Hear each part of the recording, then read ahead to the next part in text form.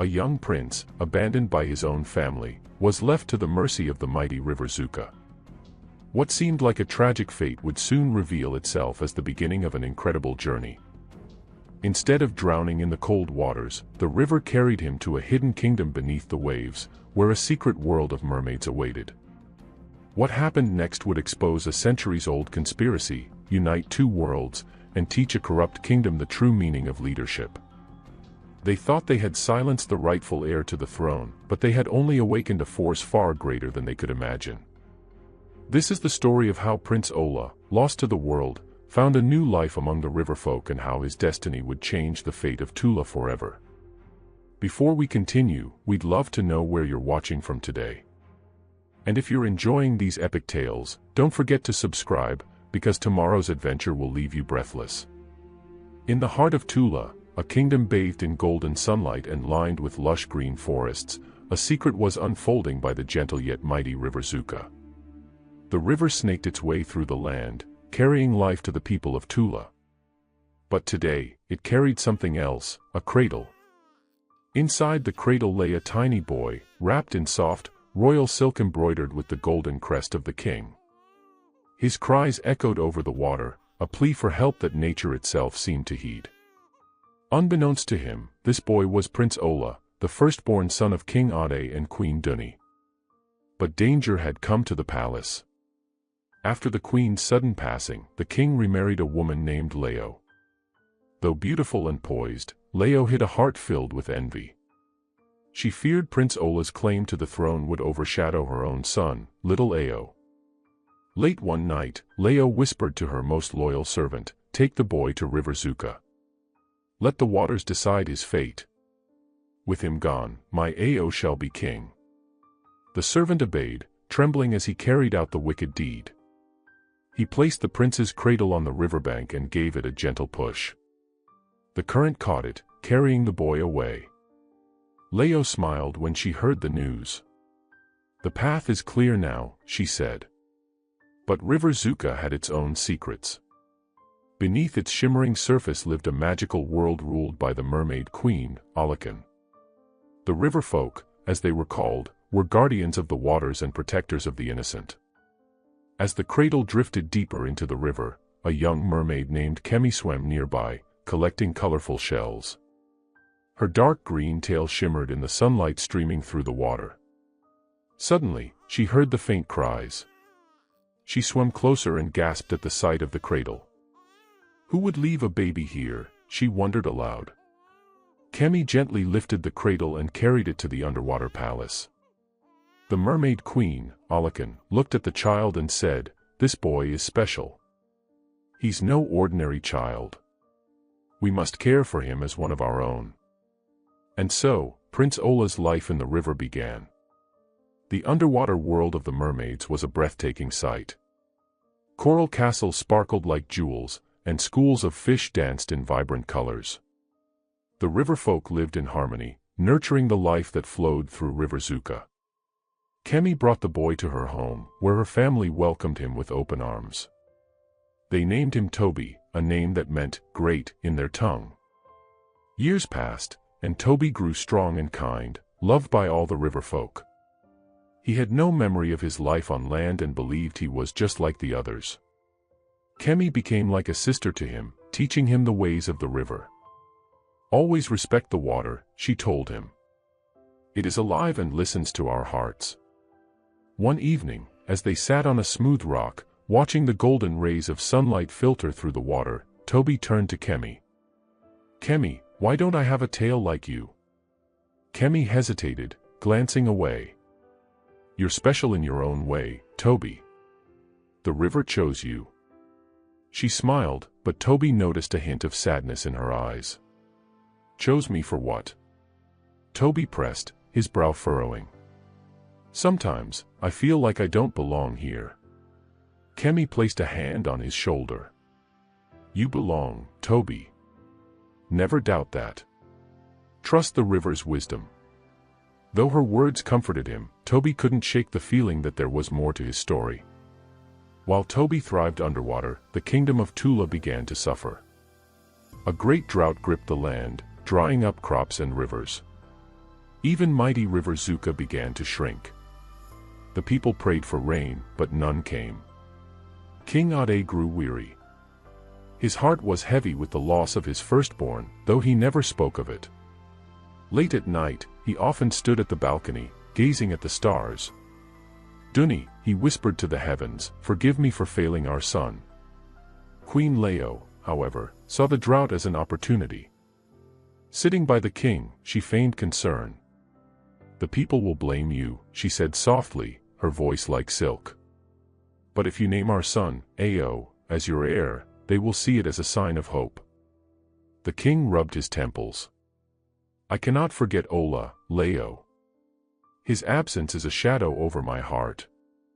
Leo's eyes hardened for a moment, but she quickly softened her expression.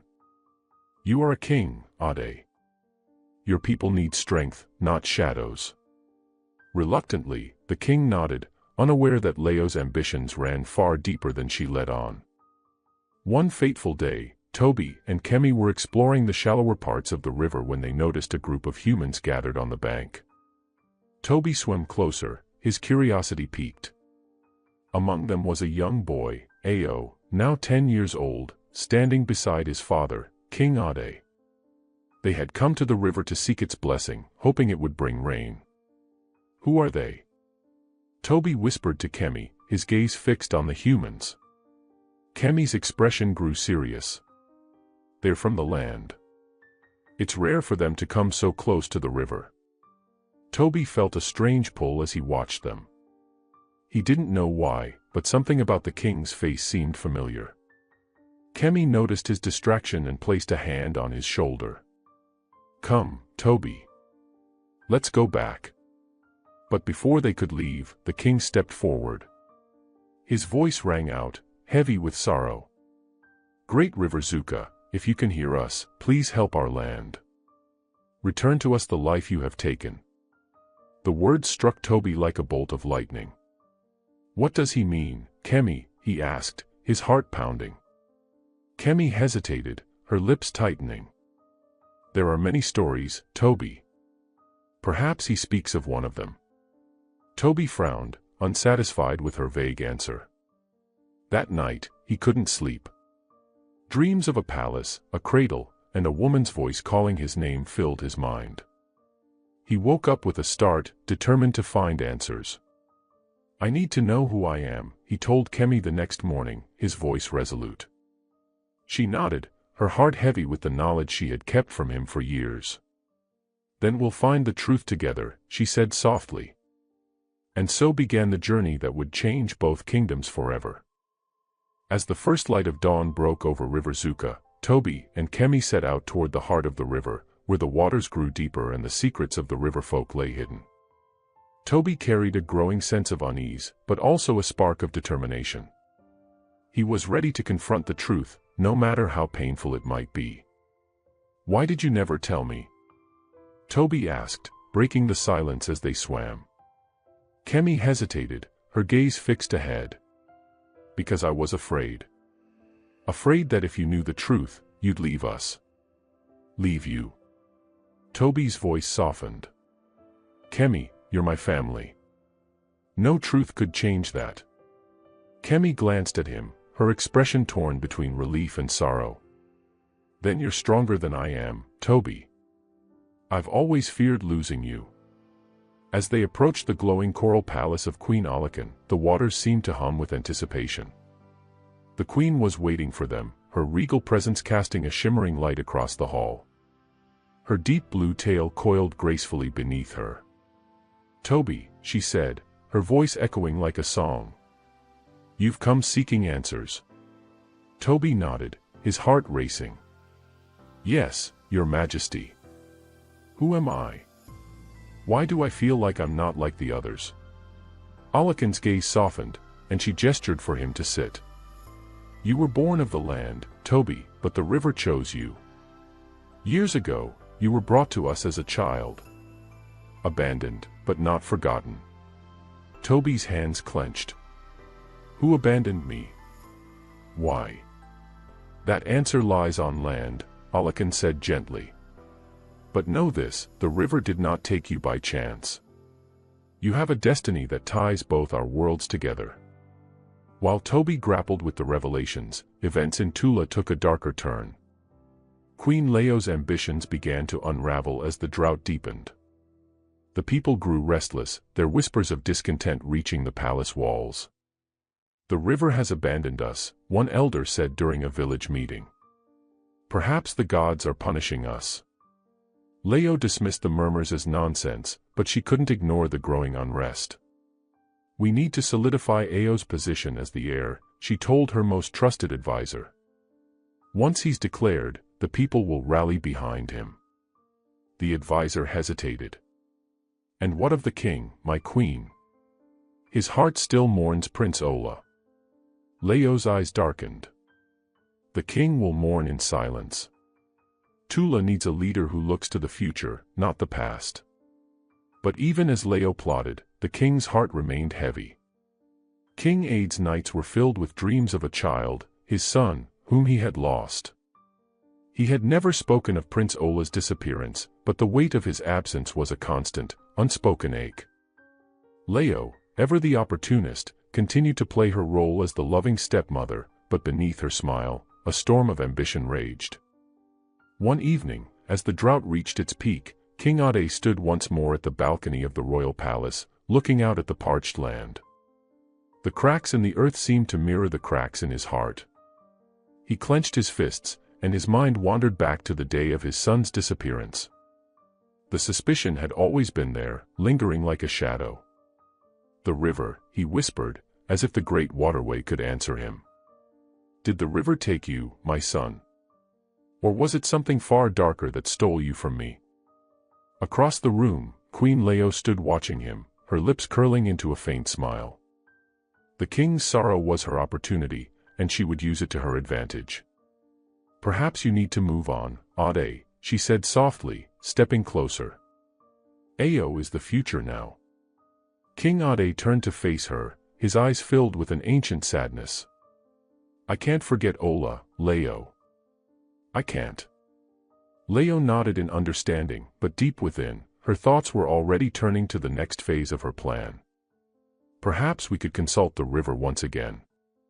We could ask it to help us, to end the drought. But perhaps we should also ask it for something more." King Ade met her gaze, a flicker of something dark crossing his expression. "What do you mean?" "Nothing," Leo said with a soft laugh, stepping back. "Only that the river holds many secrets. Perhaps it could offer us a sign, a signal of hope. The land is dying, Ade. We need to act now." Her words hung in the air, both a suggestion and a command. But the king was lost in thought, his mind not on her scheming, but on a deeper, more profound worry. Meanwhile, under the shimmering waters of River Zuka, Toby was beginning to understand the depth of his true identity. Queen Alakan's revelation had sent ripples of confusion through him. He had always felt different, but now, more than ever, he was beginning to understand that his life was tied to a fate far greater than he had ever imagined. Kemi swam beside him, her dark green tail flicking through the currents with practiced grace. She had always been the one to guide him, to comfort him, but now she, too, felt the weight of the truth pressing down upon them both. "You're not like us, Toby," she had said, her voice trembling. "You were meant for something more. You are a child of the land, but the river chose you for a reason. You must return, Toby. It's time for you to face your destiny." The words hung heavily in the air as they neared the palace of Queen Alakan. The shimmering light from the coral structures reflected off the water, creating a sense of majesty and mystery. As they swam into the heart of the palace, the water seemed to hum with power, and the queen, regal as ever, was waiting for them. Toby's heart raced as he swam up to the queen, who gestured for him to sit beside her on the bed of smooth coral. Her deep blue tail rippled beneath her, an emblem of the river's ancient power. "Toby," Queen Alakan said, her voice both calming and commanding. "You have learned the truth of your origin. You were abandoned by your mother, taken by the river, and raised by us. But you are not meant to remain here forever. The land needs you. Your people need you." Toby's gaze shifted, confusion clouding his thoughts. "I don't understand, Queen Alakan. Why me? Why was I chosen?" The Mermaid Queen's eyes softened as she looked at him. "You were meant to unite the two worlds, Toby. The land and the river are not separate, they are one, connected by the very flow of life that runs through them. The drought that plagues the land is a result of the imbalance between these worlds. You must return to restore the balance, to heal both the river and the land." Toby swallowed, his throat dry with a mixture of fear and awe. "But I don't even know where to start. How can I restore balance when I know nothing of the world I came from?" Queen Alakan smiled, her expression filled with wisdom. "You have within you the power of the river. The water listens to your heart, Toby. It will guide you. But first, you must go to the heart of the land, to the kingdom of Tula. There, you will discover your true place in the world." Toby's heart thundered in his chest. The land, his home, his people. He had never known them, but now, the call to return to Tula seemed undeniable. He was no longer just Toby, the mermaid boy. He was something more, something tied to the future of both the river and the land. Kemi swam beside him, her face filled with worry and sadness. "Will you leave us, Toby?" she asked softly, her voice breaking through his thoughts. Toby turned to her, his eyes filled with determination. "I have to, Kemi. I have to know who I am, and I have to help the people of Tula." Tears welled up in Kemi's eyes, but she nodded, her heart heavy but understanding. "I will always be here for you, Toby. No matter where you go, the river will be your home." And so, with the blessing of Queen Alakan, Toby began the journey back to the land that had once been his. The path ahead was uncertain, fraught with danger and mystery, but he knew one thing for sure: his destiny awaited him in the kingdom of Tula. Back in the palace, Leo's machinations were beginning to unfold. Her son, Ao, was growing older, and the people were starting to question the king's leadership. The drought continued to ravage the land, and whispers of rebellion began to rise. Leo knew that the time was near, she would soon have the throne. But little did she know that the river, and the boy she had tried to destroy, was returning. The stage was set for a collision of worlds, where the truth of Prince Ola's disappearance, the power of the river, and the fate of Tula would all converge. The battle for the kingdom had just begun. Toby swam with purpose, his heart beating with both excitement and trepidation as he left the shimmering waters of River Zuka behind. The deeper he ventured into the river's currents, the more the sense of destiny weighed upon him. Each stroke felt like a pull from the river itself, urging him forward, guiding him toward his unknown future. His thoughts often drifted to Kemi, the sister he had known all his life, and to Queen Alakan's words. The truth that had been hidden from him now felt like a heavy mantle, one he was not sure he was ready to wear, yet he knew he could not ignore the path that lay ahead. Kemi had insisted on accompanying him to the riverbank, her face filled with a mix of sorrow and pride. "Promise me, Toby, that you will return," she had whispered as they parted ways. "The river will always be with you." "I will return, Kemi," Toby had promised, his voice strong despite the uncertainty that loomed in his heart. "I must find the truth." Now, as he swam upstream toward the mouth of River Zuka, where it met the dry, cracked earth of Tula, Toby felt a deep pull in his chest. The land called to him, as though it were waiting, like an old friend whose presence he had forgotten. It was a familiar ache, one that had been buried for years, a reminder of the life he had lost but never known. Back in Tula, the air was thick with tension. King Ade stood before his court, a look of solemn determination etched on his face. The drought had lasted for far too long, and though the people continued to show faith in him, he could feel their hope beginning to fade. The kingdom was teetering on the edge of collapse, and whispers of rebellion were becoming louder. The people of Tula demanded action, something, anything, to end the suffering they had endured for so long. Queen Leo, standing beside him, maintained her regal composure, though her eyes sparkled with an intensity that only those who knew her true nature could recognize. She had been biding her time, carefully orchestrating events, waiting for the right moment to make her son Ao the heir. Ao, with his innocent face and obedient nature, was everything she had dreamed of as a ruler. And now, with the king's heart weighed down by his grief and the people desperate for leadership, the moment had come. "The people are growing restless," Leo said quietly, her voice a calm contrast to the growing storm in the kingdom. "Perhaps it is time to declare Ao as your heir. The drought may be a sign that the gods are testing you, Ade. They might want to see you act swiftly." King Ade looked at his wife, his heart heavy. "I cannot erase the memory of Ola. How can I declare Ao as the heir when my own flesh and blood is missing, possibly lost forever? I fear I will be seen as a king who abandoned his own son." Leo placed a hand on his arm, her touch warm but firm. "You must think of the future, Ade.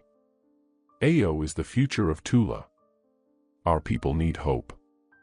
And declaring him as your heir will show them that we are still strong, that we are still able to lead." King Ade's mind was a storm of conflicting emotions. He loved Ao, but his heart still clung to the memory of Prince Ola. He had never given up hope that his son might one day return.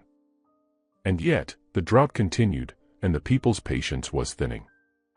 Meanwhile, Toby finally emerged from the river, his feet touching the dry earth of Tula for the first time in his life. The heat of the sun was harsh on his skin, and the land seemed so different from the cool, ever-moving waters of River Zuka. But as he took his first steps into the kingdom, something within him stirred, a deep, ancestral connection to the land he had once called home. The journey had been long, and though his heart still ached from the unknowns ahead, he felt the river's presence within him. The water was not just a part of his past, it was now a part of his soul, a force that could never be separated from who he was. His eyes scanned the surroundings, parched fields, the cracked earth, the once lush forests now barren and dying. It was a sight of devastation, and it only confirmed what Queen Alakan had told him. The balance between the river and the land had been broken, and the people of Tula were suffering because of it. Toby's destiny, it seemed, was now to restore that balance. He didn't know where to begin, but he knew he had to find the palace. His feet moved on their own, following the pull of the river's wisdom. After a few hours of walking through the dry countryside, he reached the city gates, where the guards stood watch, their faces tired and weary from the endless days of heat. "Halt!" one of the guards called out as Toby approached, his voice hoarse. "What business do you have here, traveler?"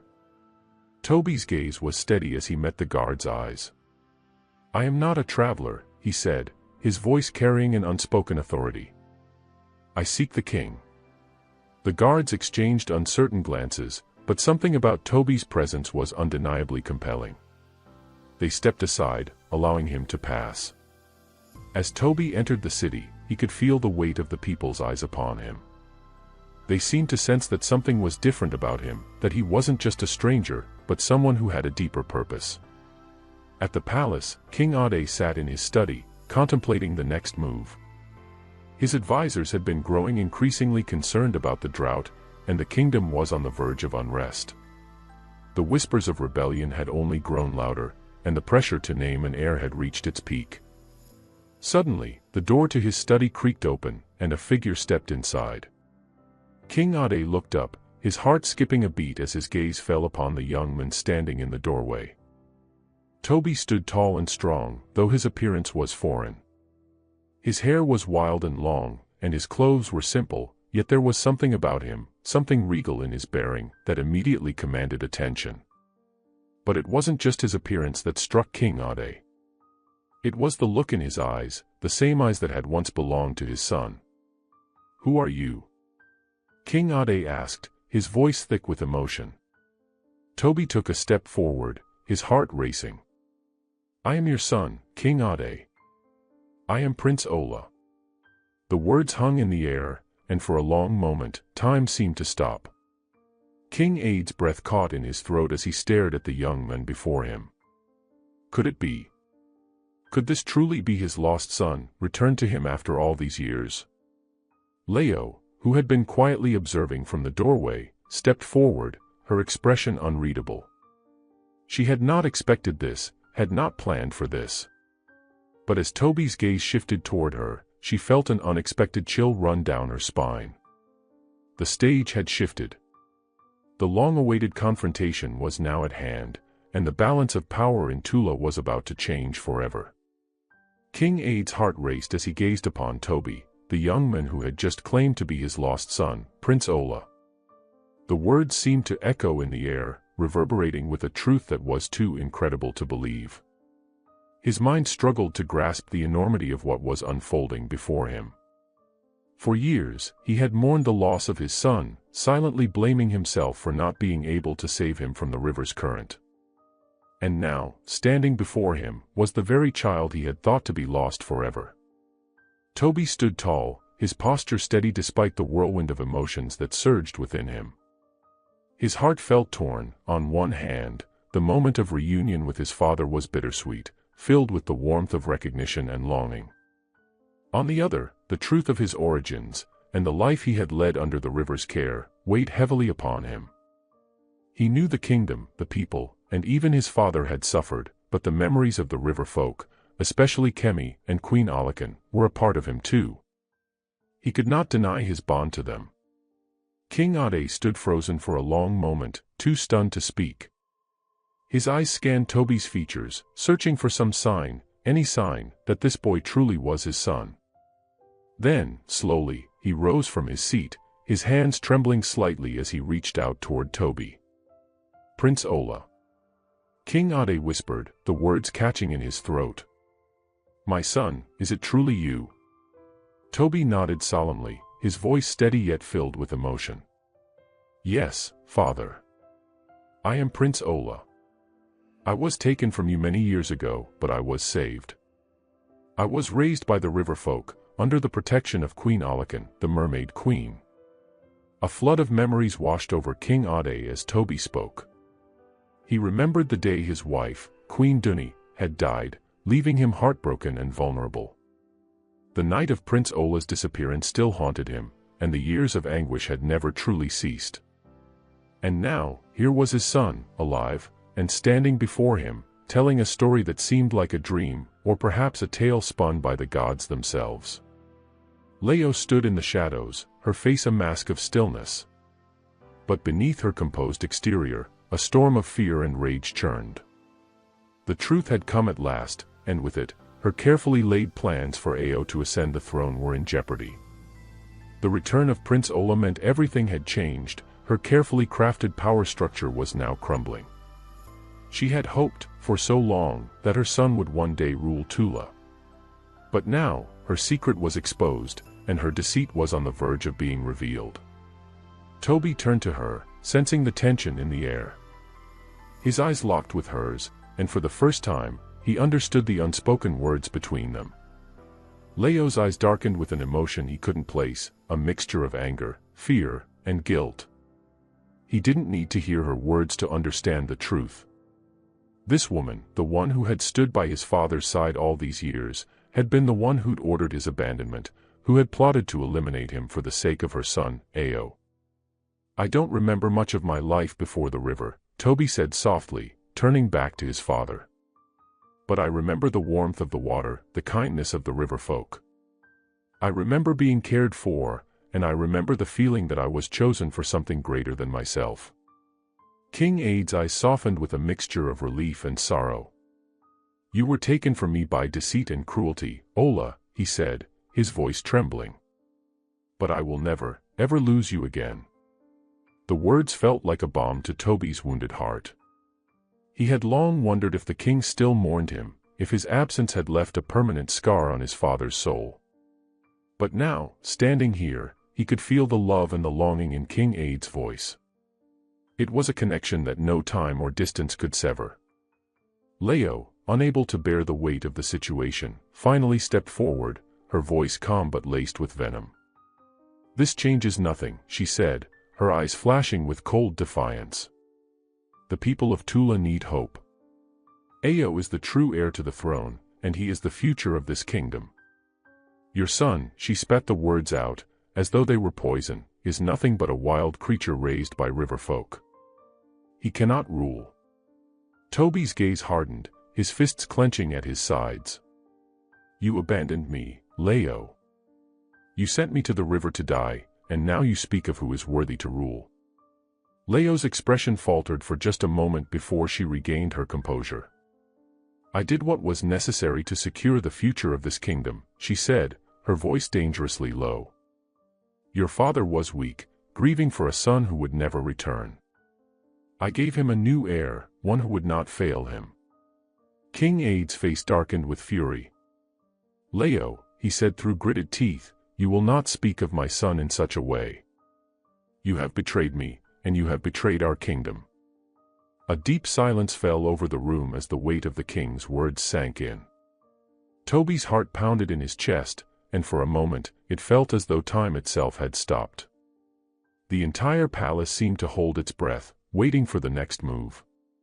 King Ade turned his gaze back to Toby, his eyes filled with sorrow and regret.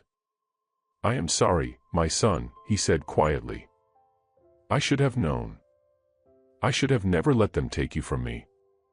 Toby shook his head, his voice soft but firm. You were deceived, father. You did what you thought was right. Now, we must fix what has been broken. The words echoed in the chamber, and for a moment, a sense of clarity washed over Toby. He knew what needed to be done.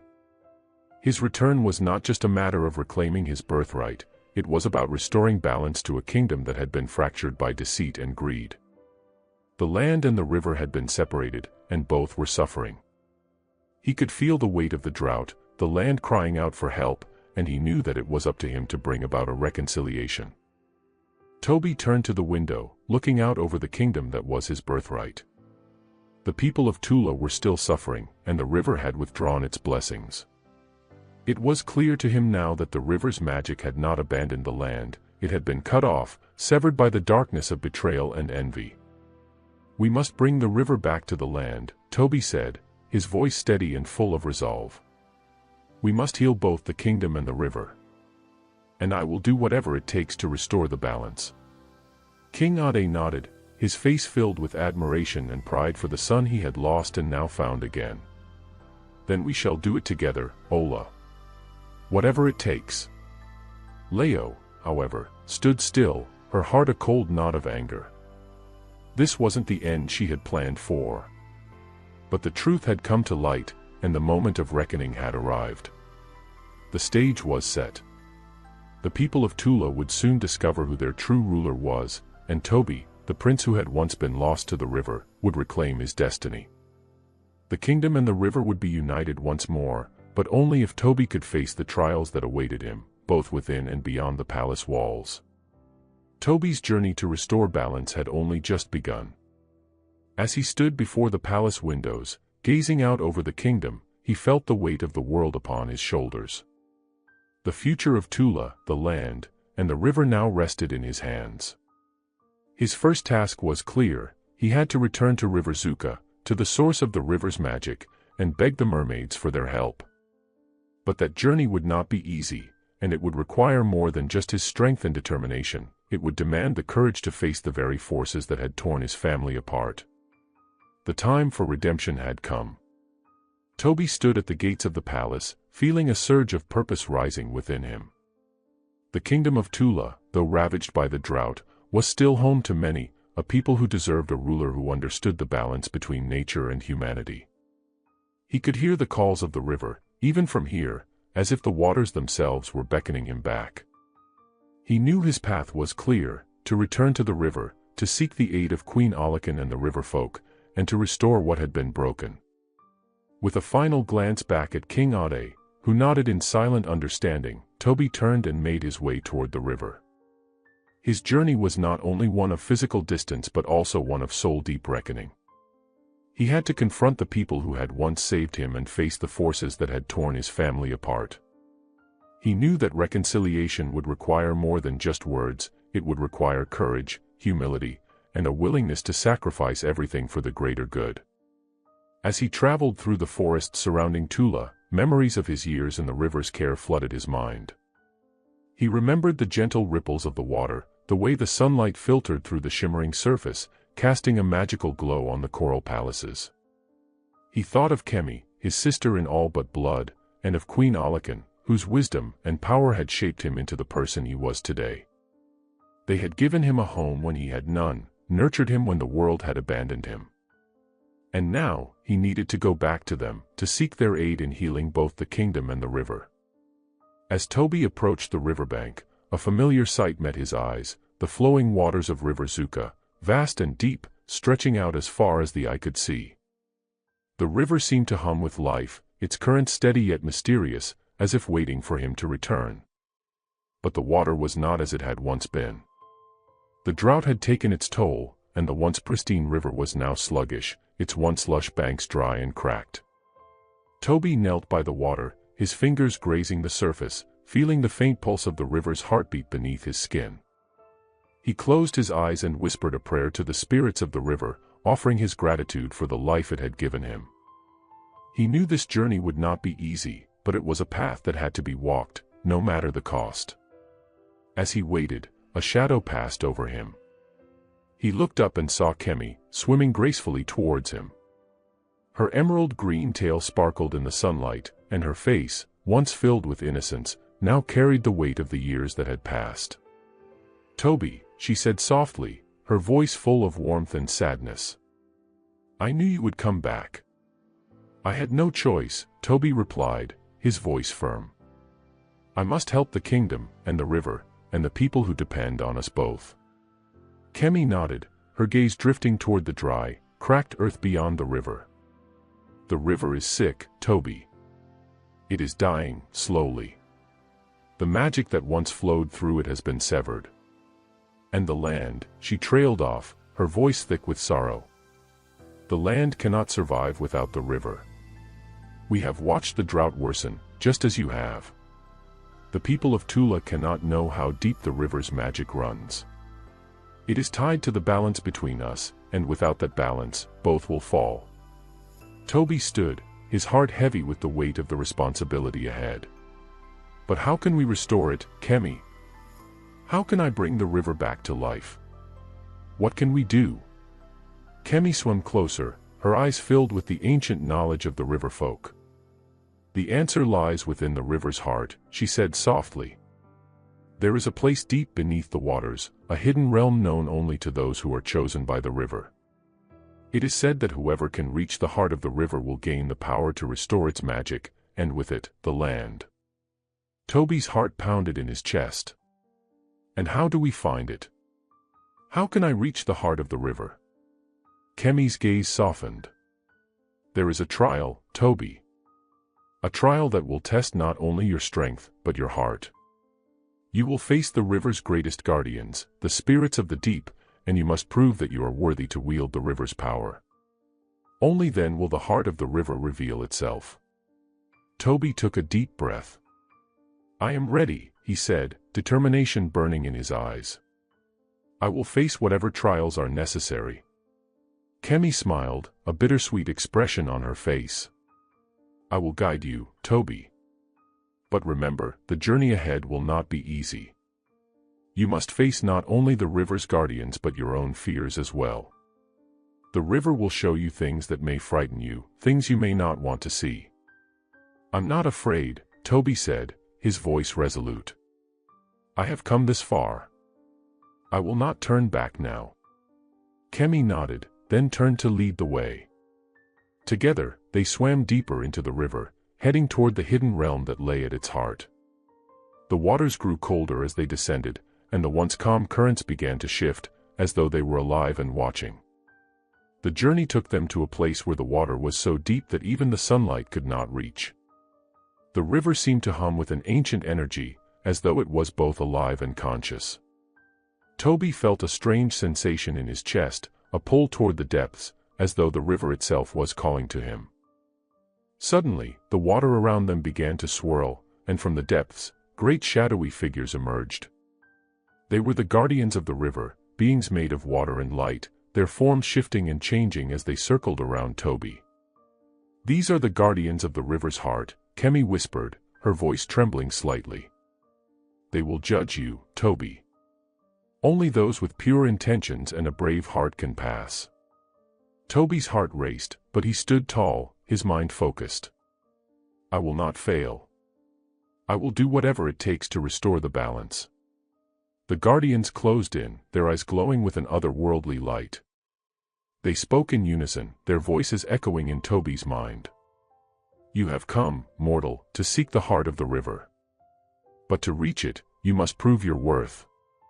You must face the trials of the deep. Toby nodded, his voice steady. I am ready. The guardians reached out, their hands made of water, and touched Toby's chest. The world around him seemed to dissolve, and he found himself standing alone in a vast, dark void. The water was still, but an oppressive silence hung in the air. Suddenly, the silence was broken by a voice, his own voice, calling out from the depths of his heart. You are not meant for this. You cannot heal the river. You have failed. Toby recoiled, the words stinging him like a blow. But he pushed them aside. He knew they were not his true thoughts. The trial was beginning, and he had to face it, no matter what it showed him. Is this who you are, Toby? The voice mocked. A child of both land and river, belonging to neither. Toby clenched his fists, forcing himself to look deeper into the darkness. No, he said aloud, his voice unwavering. I am both. I am Prince Ola, and I will heal what has been broken. The voice fell silent. And in that silence, the river's heart began to stir. As Toby stood alone in the dark void, the waters around him began to glow with a soft, ethereal light. Slowly, a figure emerged from the depths, not a guardian, but something older, something far more ancient, the spirit of the river itself. Welcome, child of both land and river, the spirit said, its voice like the sound of the river's flow, gentle and powerful. You have proven yourself worthy of the river's heart. Toby stepped forward, his heart beating faster. I came to restore the balance, he said. To bring life back to Tula, to heal the river. The spirit nodded. You have chosen the path of unity. But remember, true healing comes not just from power, but from the understanding that both land and water must coexist in harmony. With that, the river's heart revealed itself, a glowing orb of pure water, pulsing with an inner light. Toby reached out, his hand trembling, and as his fingers brushed the orb, a surge of energy coursed through him. The magic of the river filled him, connecting him to the land and the water in ways he had never imagined. The spirit spoke one final time. Go now, Toby. Heal the river. Heal the land. And restore the balance between both. Toby's heart swelled with the river's power, and he knew that the time had come to return to the kingdom of Tula, to bring the river's blessings back to the land, and to reclaim his destiny. Toby emerged from the depths of the river, his heart still pounding with the power of the river's heart pulsing through him. He felt a newfound connection to the land and the water, a deep, primal understanding of their delicate balance. The energy within him was both invigorating and overwhelming, but he knew it was time to return to Tula. As he swam back toward the riverbank, Kemi was waiting for him, her expression one of awe and concern. Toby, she said softly, her voice laced with anticipation. What did you see? What happened?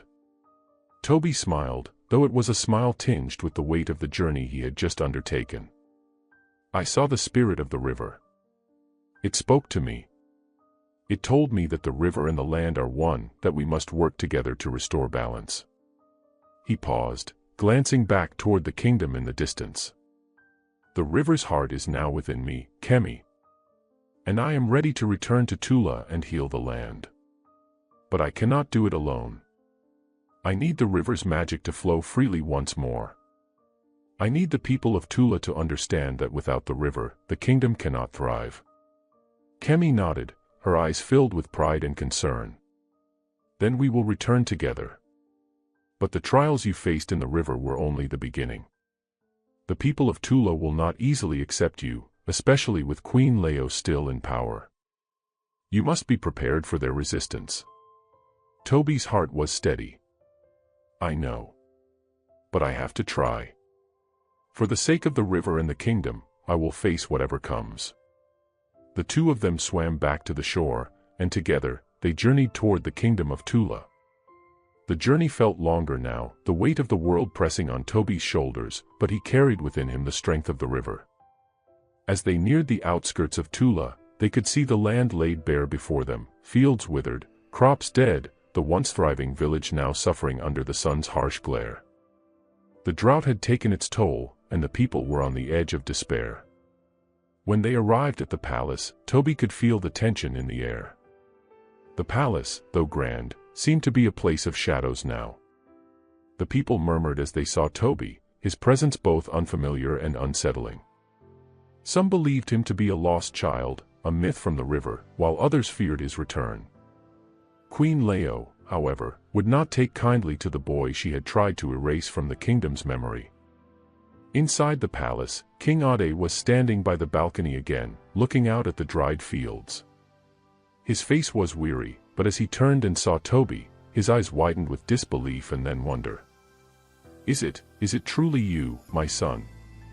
Toby stepped forward, the magic of the river humming through his veins. "It is me, father.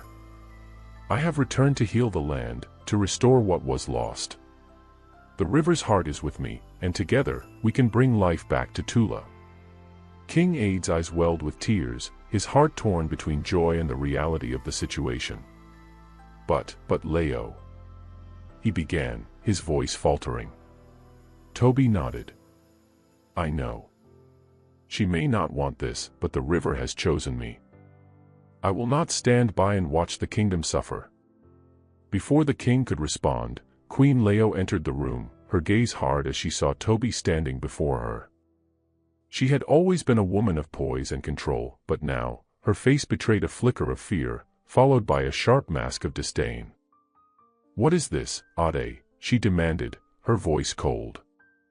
"A boy who was lost years ago, a phantom from the river. Are we to put our trust in a child raised by fish?" Toby met her eyes without flinching. "I am not a phantom, Queen Leo. I am the son of King Ade and Queen Duni. I was taken by the river when you abandoned me. And now, I have come to restore the balance, to save Tula from the drought that is consuming it."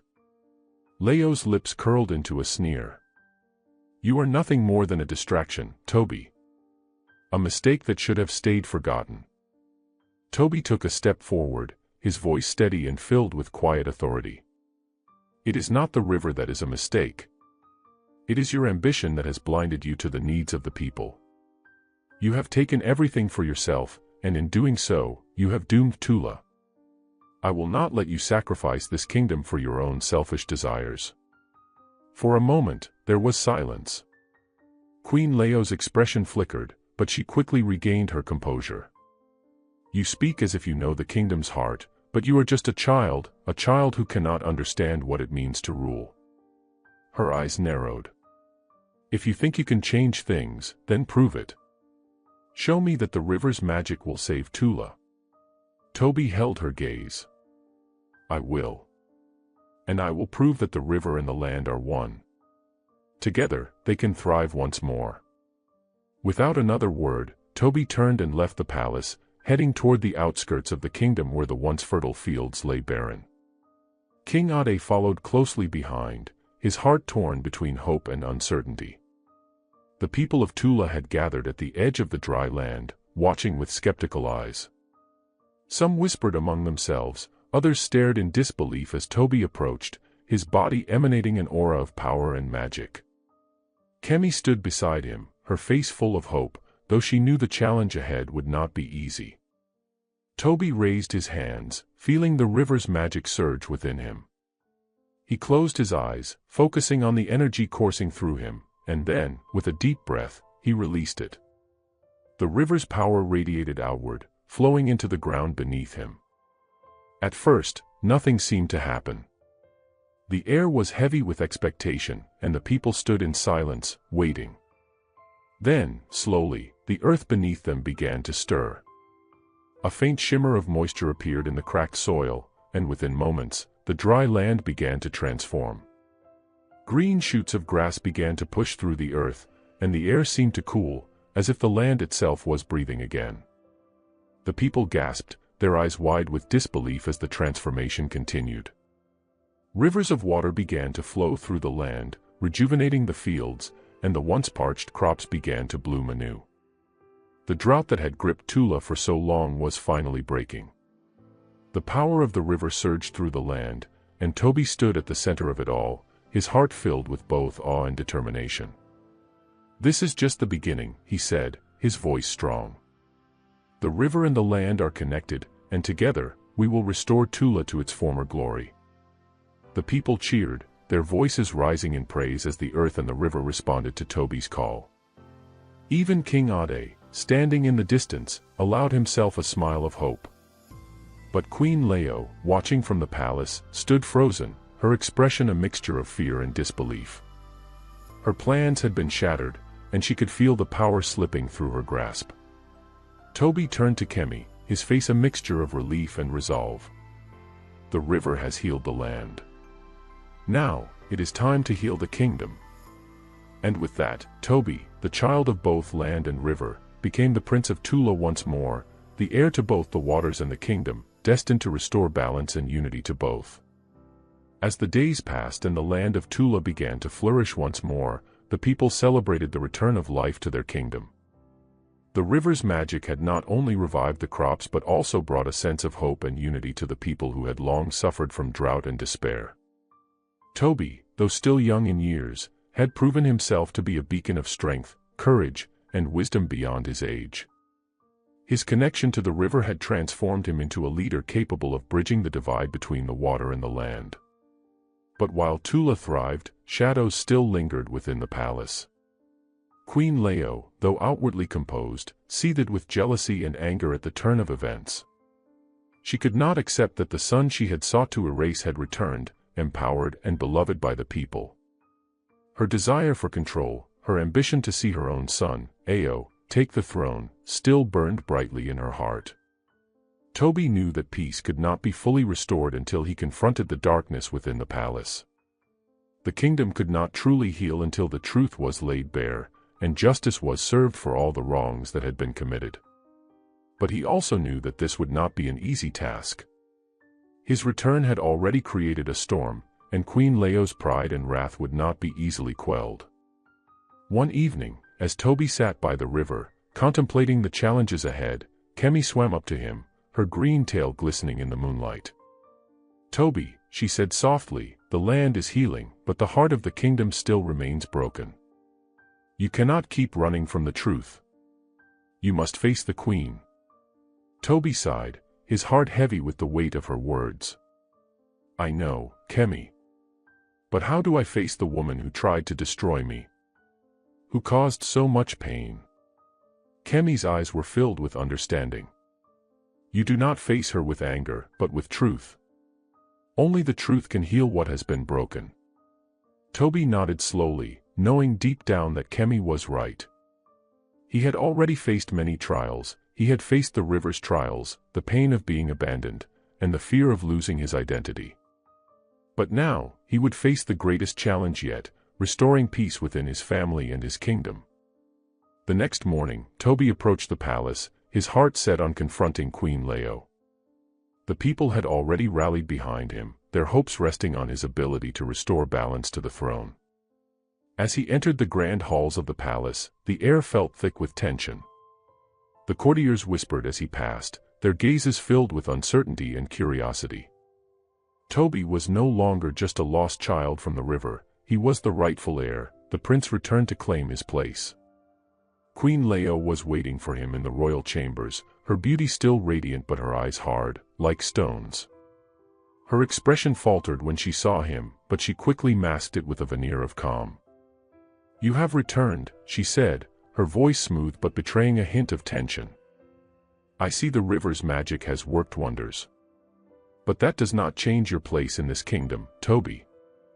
Toby stood tall, his heart firm. "It changes everything, Queen Leo. The land is healing, but the kingdom cannot truly be restored as long as the truth remains buried.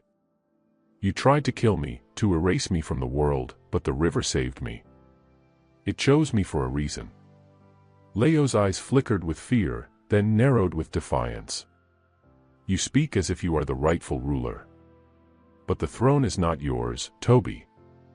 It belongs to my son, Ao. You are nothing more than a boy raised by fish.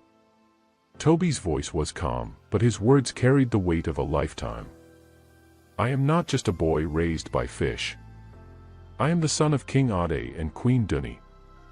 I am your husband's firstborn, the rightful heir to the throne. And it is time for the truth to be known. You abandoned me, tried to destroy me, but I have come back stronger than ever. And the river has given me a power to restore this kingdom. Leo's hands clenched at her sides, her eyes flashing with anger.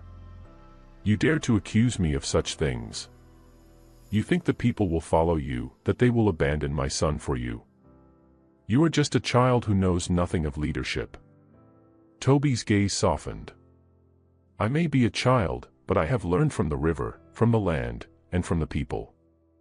Leadership is not about power, it is about understanding, compassion, and sacrifice. It is about protecting the people, not using them for one's own gain. I will rule with wisdom, not with ambition. For a moment, there was silence in the room, the weight of Toby's words hanging heavy between them. Queen Leo's expression shifted, and for the first time, she seemed to falter, the mask of control slipping. But she quickly regained her composure. You are a fool, she hissed. You think you can change everything, that you can undo what has been done. I will not let you take my son's place. Toby took a deep breath, his heart steady. You've already tried to take everything from me, but the river chose me for a reason. It will not let me be silenced. And neither will the people. Ao is not ready to rule, not like I am. The river has spoken, and it has chosen the true heir. Queen Leo's lips twisted in a bitter smile. Then let the people decide. Toby turned and left the chamber, his mind resolute. He knew the final battle was not just one of power, it was one of the heart. The kingdom needed unity, and the truth had to be brought to light. The following day, Toby called for a council, inviting the people of Tula to the palace to hear the truth. King Ade was present, his heart heavy with guilt but filled with a hope he had not known in years. The people gathered in the palace courtyard, murmuring among themselves, unsure of what to expect. Toby stood before them, Kemi by his side, her green tail shimmering like the river's depths. People of Tula, Toby began, his voice strong and clear. I stand before you today not as a child of the river, but as your prince, your true heir. The river has given me the strength to heal the land, and now, I ask for your support in restoring peace to our kingdom. It is time for us to come together, to put aside old fears and resentments. We are one people, connected by the land and the water. And I will rule with the wisdom of both. The crowd fell silent, watching him with wide eyes. Toby's words resonated deeply with them, for they had witnessed the land's transformation and had felt the change in the air. But it was not just the magic of the river that had healed the land, it was the hope that Toby had brought with him. As the murmurs grew into murmurs of agreement, Queen Leo stepped forward, her face pale with fury. This is madness, she spat. You are not fit to rule. Ao is the true heir. But the people, tired of the drought, the lies, and the suffering, began to speak out in Toby's favor. They had seen his heart, and they had felt the strength of the river within him. And so, the tide of fate turned. The people of Tula rallied behind Toby, and King Ade, with tears in his eyes, declared him the true heir to the throne. Queen Leo, stripped of her power, could do nothing but retreat into the shadows. With Toby as their prince, the kingdom of Tula was restored. Under his leadership, the land flourished, and the river flowed freely, bringing prosperity to the people. And though the challenges were not over, Toby knew that with the truth and the river by his side, he would lead Tula into a future of peace and unity. The kingdoms of the land and the waters were no longer separate, they were one. And in that unity, the river's secret was revealed. True leadership comes not from ambition, but from the heart. And so, Toby ruled with wisdom, compassion, and humility, ensuring that the land of Tula would never again fall prey to darkness or division. The people learned that true power doesn't lie in force or deceit, but in the courage to face the truth, the strength to protect others, and the willingness to listen to the wisdom that flows within each of us. The river, once a mysterious and mighty force, had revealed the greatest lesson of all: true leadership comes from the heart, not from the throne. Moral lesson: always seek the truth, lead with kindness, and never let ambition cloud your heart. Great leaders are not those who seek power, but those who use their strength to protect and uplift others. Question for you: if you were in Toby's shoes, would you have been able to forgive Queen Leo for what she did? Why or why not? Let us know your thoughts in the comments below. And don't forget to like this video and subscribe to our channel for more captivating stories and exciting adventures. Your support means the world to us.